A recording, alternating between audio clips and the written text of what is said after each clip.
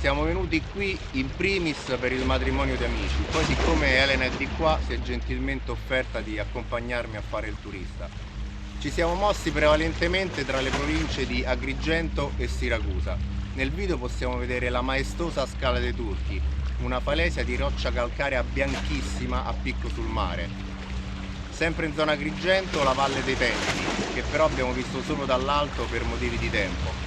Poi abbiamo fatto una piccola divagazione all'autodromo di Pergusa, famosissimo negli anni 90 grazie ai numeri di Fabrizio Petone Giovanardi e la sua Alfa 155. Poi abbiamo passato una giornata intera alla riserva naturale di Pantalica, che al suo interno offre canyon, necropoli rupestri e i resti dell'Anactoron, una costruzione risalente addirittura al 1200 a.C.